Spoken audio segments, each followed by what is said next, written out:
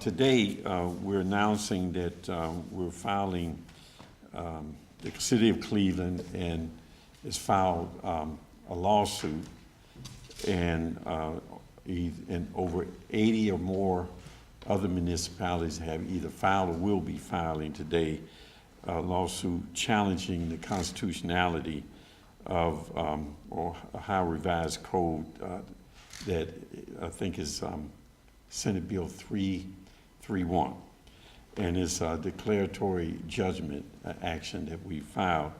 And these amendments are scheduled to take effect tomorrow in the House, Senate Bill 331. Now, the Senate bill prevents the city from regulating commercial installation of cell wireless equipment in our public right-of-way. And the complaint our complaint challenges the constitutionality of Senate Bill 331 under 4 areas. Single subject rule, how the Constitution requires laws passed by General Assembly to address one singular purpose. This is to prevent laws that might otherwise not have enough support to pass on their own from being tacked on in unrelated bills. 2, our home rule provision of the Constitution, the state Constitution. We say it violates the home rule provision of the Ohio Constitution, which reserves the municipality the right and power of local government, which includes the regulation of public right-of-ways. Number 3, uniformity. Senate Bill 331 only applies to the municipalities. This is a violation of the Ohio Constitution because counties and townships are not are exempt. And then a taking provision, and we're saying that Senate Bill 331 caps that what municipalities may charge for the use of its right-of-ways and utility poles. It requires the municipality to consent to attachments of wireless equipment on those poles. So we filed, and as I said, over 80 other communities will be or have already filed in this regard.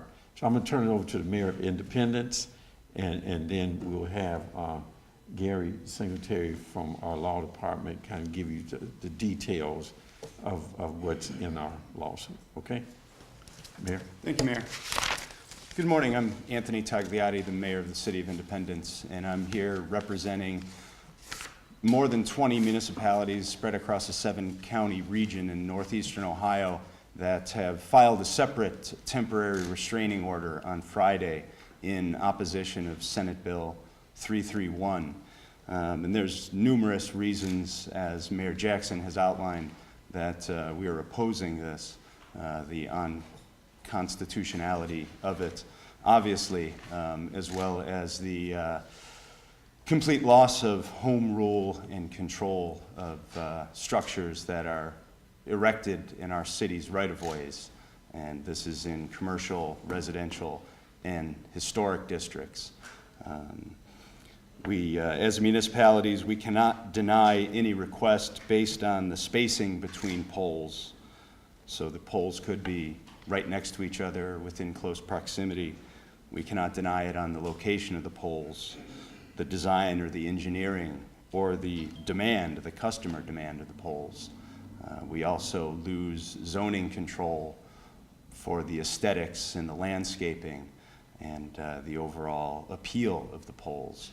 And in Independence, many of our business customers and residential residents choose to be located within the City of Independence because of the aesthetics and the appeal of our municipality, and to lose control over those aesthetics is very detrimental. And it's for those reasons that I'm here today representing these communities in northeastern Ohio who have filed the TRO.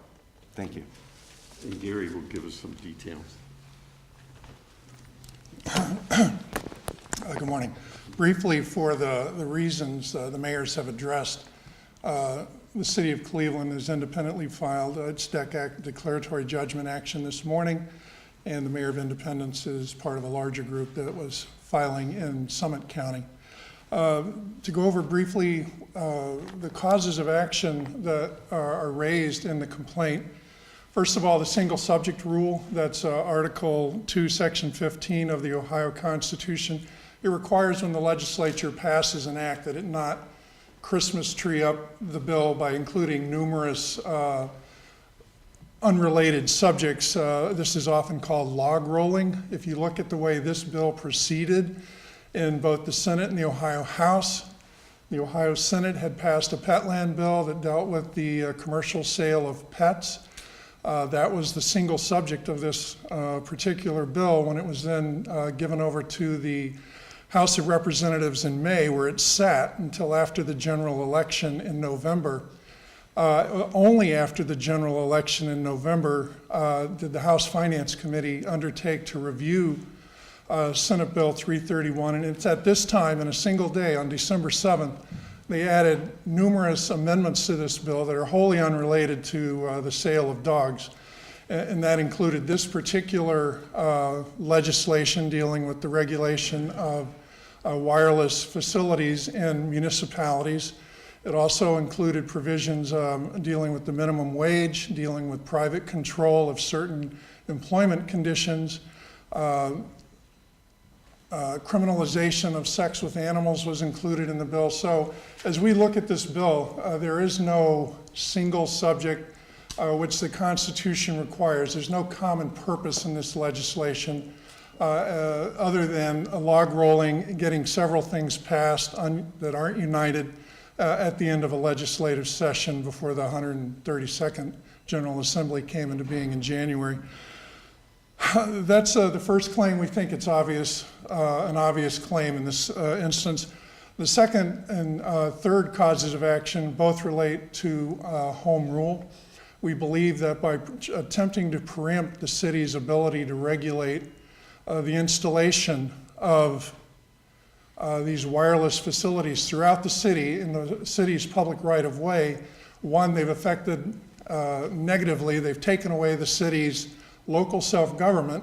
That's the authority the city has to manage, administer, and regulate its public right-of-way. And what this bill does, it addresses the public right-of-way and requires the city to allow for, at this stage, an unknown number of companies, commercial companies, wireless facilities to come in and set up on city property their antennas, their transmitters, et cetera, things of that nature. Now, as the Mayor Tagliati indicated, their lawsuit they filed for a temporary restraining order. The city has filed for an injunction, but the third cause of action we have goes to the fact that we do not believe that this law is what's called a general law. And a general law just means that it has statewide comprehensive effect, that it applies to all parts of the state alike. It is not a preemption on local authority, and it's a rule of conduct on citizens generally. In this case, the two areas where this law really falls short is one, it very much is a preemption on us. It tells the city what it can and can't do with regards to the installation of these wireless facilities.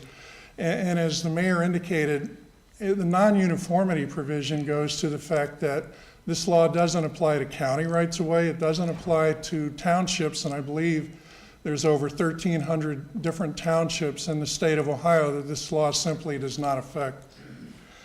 We have two causes of action under the takings claim. We divided these. One, we believe by limiting what we can charge on a yearly basis for the use of our property to $200, that's a taking of our public right-of-way without just compensation. And we've divided that also because this bill also makes clear that they have access to our poles and signs and street lights, and allows them to construct poles in our right-of-way with the city having very limited ability to regulate. Secondly, as Mayor Jackson indicated, there's a separate clause called the Uniformity Clause, Article 2, Section 26. That's also part of our cause of action because we do not believe this is a uniformly applied law. And lastly, we've asked for a preliminary injunction just to keep this law formally from the state believing it can enforce this law, or any company believing that this law takes effect over local law, because the courts have held over the years in applying the Home Rule Amendment, Article 18, Section 3, that cities do not have to comply with state laws that are not general laws that regulate conduct, police-type laws. And so the city's position is this is not a general law. We're challenging. That's why we want the declaratory judgment action. And so that is, in a nutshell, the basis. The complaints, I believe copies of the complaint will be made available to you. Attached to the complaint itself is a copy of Senate Bill 331 as enacted, and it's Revised Code Chapter 4939, which was amended, that this lawsuit actually goes to. We're not challenging the pet land provisions or any other provisions other than those that address our Revised Code Chapter 4939 and wireless facility installation in the city of Cleveland. Thanks. Questions?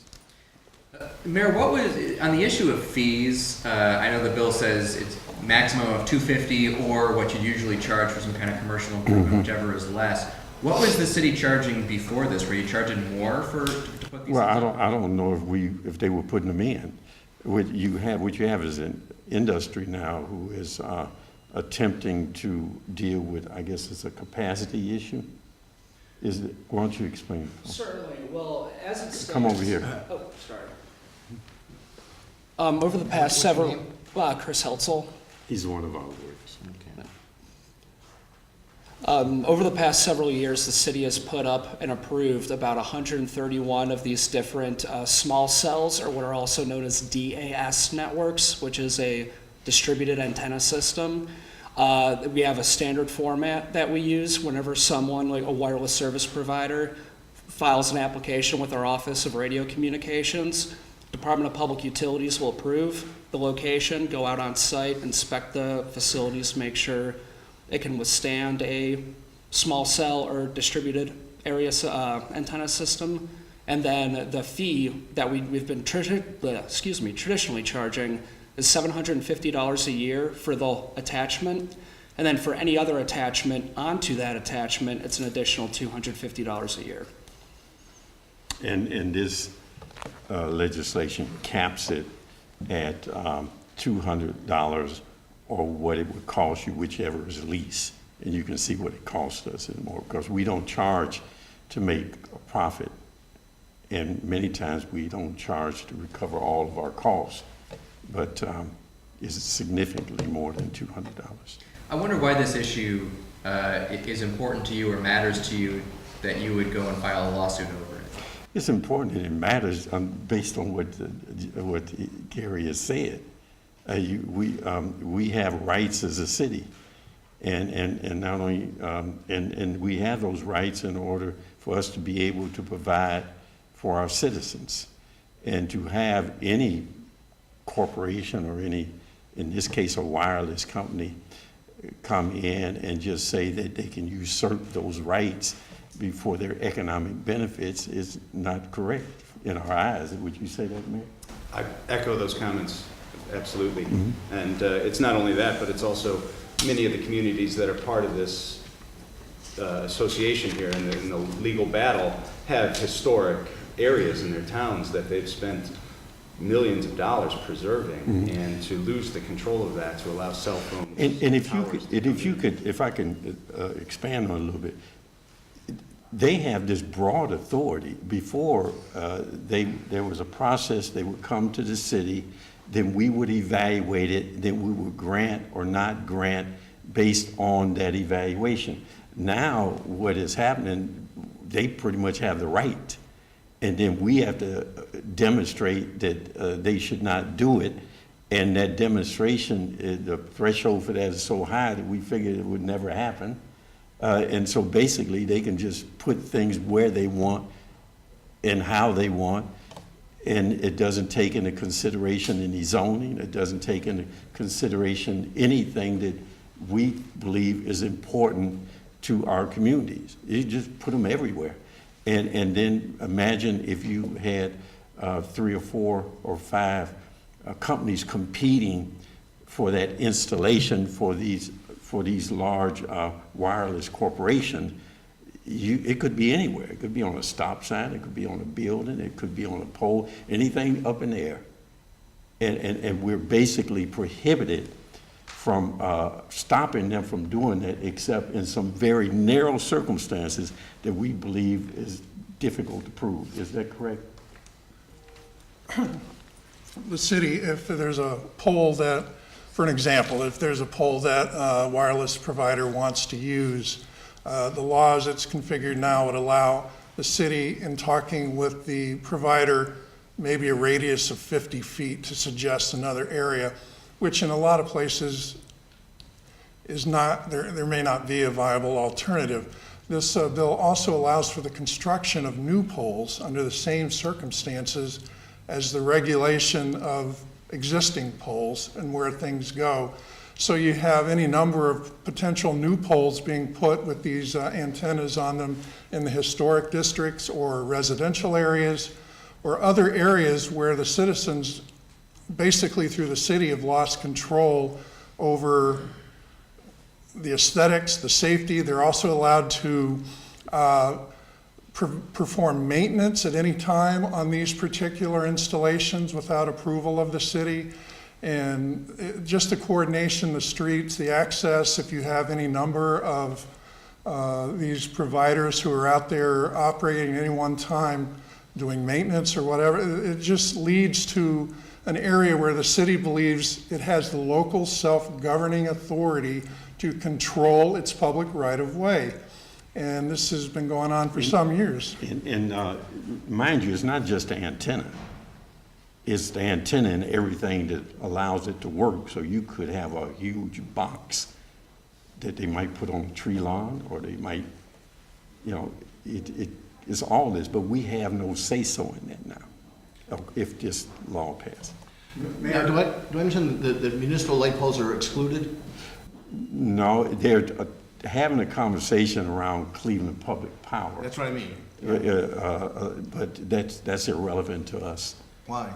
Because, so you exclude Cleveland Public Power from it, but everything else is free game? Are you attempting just to give us a little crumb, hoping it goes away? Well, it doesn't work. And that's because we own electric company. Independence doesn't own the electric company. So is this an attempt to get the city of Cleveland to say, well, okay, they can't put it on Cleveland Public Power poles, so we're okay with it? We're not okay with it. And particularly in suburbs, how does this affect areas where utilities are underground now? And that's what the point Yeah. I was trying to make. We spent tens of millions of dollars to bury utility lines all throughout the city of Independence to make things aesthetically pleasing, and now they can come in and plop a 50-foot pole with a big box on top of it wherever they so choose, with very little regulation and oversight from the Or municipality. put the box in front of a building, a historical site. Yes, sir. Mayor, would this precedent, if it went unchallenged, could this bleed over into other areas or other related industries? Would you lose control over other things like this? There is a possibility, whenever you put the toe in the door, right? And we've had this problem with home rule on several issues, whether it was residency, whether it was around gun regulation, other kinds of things that have been very important to us as a city, where we have not prevailed, and so now they just continue to go. Now this is a business corporate interest in passing a law that results it to their bottom line benefiting, but not taking into consideration the impact that has on local community and what we believe are our constitutional rights to govern ourselves in a way that protects the interests of our municipality and our people. Mayor, did the city know, or did you know last year as this Petland bill was coming together that this measure was going to be inserted, or is this something you found out about after it was passed? Well, I would ask my people who stay on top of that. I do know that there's always this, we knew that there was an attempt to do this. And it's not a new attempt. You wrote a letter before the changes, Yes. some changes were made. Right. And so we knew it was coming, but you officially go on record in opposition. We had an issue around these boxes that you may see in the right-of-ways, I think maybe about 3 years ago, where you have these big boxes. They look like, I forget, they're big boxes. We actually have wound up, somebody is painting over them like a. Oh, I've seen those, yeah. Yeah, well, they were looking to have, the utilities were looking to have just a free reign over that. We were able to intercede and create some zoning and some other regulatory things that prohibited them from just doing whatever they wanted. And so it's similar to answering your question. It's similar. It's a constant attack on home rule. It's a constant attack on our ability to govern our municipalities and serve our people. And it comes in different ways. What would you say to, I mean, why should this issue matter to any average citizen of Cleveland who maybe they like this because they're going to get a little bit better wireless service? Well, everybody likes stuff until it happens to them. You know, that's the argument. I imagine that the phone companies would say, but we have a serious issue with that, and I'll let the young man explain it to you about how this, in some ways, winds up being discriminatory as to who benefits and who does not benefit from this, and who this particular setting up of this process would be a benefit to this group, but may not to that group. You want to explain? Certainly. Well, with the installation of small cell facilities in urban areas, the effects of the small cells depend on how densely they are installed in a particular area. Naturally, to get the most efficacy out of one, you're going to put it where it's going to do the most good, which is going to be in the most densely populated areas. As these small cells continue to get packed into a smaller and smaller geographic area, there are a number of potential issues. One of which is general interference, which they call co-tier interference, which is interference between the communication of all the different small cells, and co-channel interference, which is interference between cell phones on one cell. And as these continue to pack in a single area, it continues to relieve traffic, the burden of data and traffic over the main cell tower. So when people are moving through the range of different small cells, there is increased interference. There's a risk of handoffs or handovers, which is the transferring from one small cell to another of your signal. So this can result in dropped calls, and it also results in something they call ping-ponging, which is confusion between the small cells of which one is supposed to carry the service of that phone, which also results in other service interference. So what ends up happening is people that are in the areas where they concentrate the small cells run the risk of having actually worse service as a result, while people that live outside the area receive the benefits of service that come from the traffic being offloaded from the main cell to the small cells. That's why I had him. But you can see how the impact of this is not equitable. And the people in the business, they know the technology, and they know, and I guess they figure that it is, that's why they just have it done in municipalities. It's not in rural areas, it's not in townships, it's not in those kind of areas. It's of no economic benefit to them. I see Mr. Hunter, is his firm helping you with this? No, he's got his own clients on there. I mean, like I say, it's 80 that are either half filed or will be filed. Yeah. Thank you, Mayor Jackson and Mayor Tagliato. I represent the group that filed in Summit County on Friday. We have municipalities, we named initially 20 municipalities who are our clients, our plaintiffs in a very similar lawsuit raising the same claims in Summit County. We filed in Summit County because we have municipalities over a 6 to 7 county area, And we had significant municipalities in Cuyahoga County, in Wayne County, in Medina County, and in Summit County who have legitimate, and Lorain County and Portage County, who have legitimate reasons, as Mayor Tagliato said, is we have nice residential areas. I myself am a resident of the city of Cleveland. I don't want one of these poles with this equipment on my street in the Edgewater Clifton area. I just don't want it there. So there's a little anecdotal evidence that, that how citizens may feel about this. But we have significant communities, older communities with historic areas. They have spent decades and millions of dollars to keep the utilities underground, as the mayor has said, and we have very nice residential areas where our subdivision regulations have said for 40 years everything goes underground,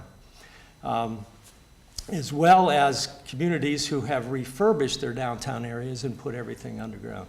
So it's a real interest. It's more than an aesthetic interest, because aesthetics do affect property values.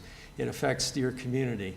And so that's what we're all about in our group. We are probably going to add 8 to 10 more communities who saw we were filing last week and now want to join in with us. And there is a lawsuit that was filed, or will be filed, in Franklin County this morning with, last count, 48 communities.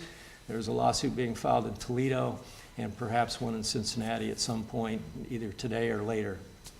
But do you get the importance of what he just described to you about the inability to regulate, and which we believe is a home rule issue?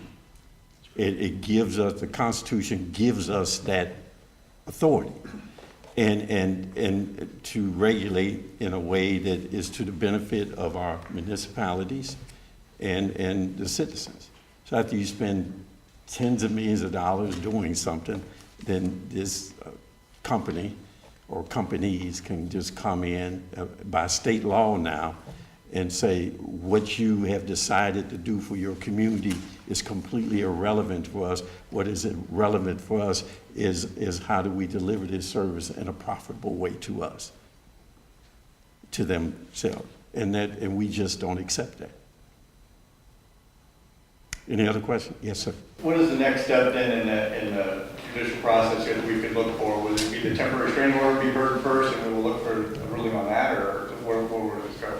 I'll let Todd address the TRO issue with regards to his lawsuit, because they filed one, and I believe he's got some up-to-date information through their court. With regards to the City of Cleveland's lawsuit, we filed for injunctive relief, and we suspect that when we get the assigned judge and a case number and all the assorted things, and the state of Ohio is actually served, which hopefully will be very shortly.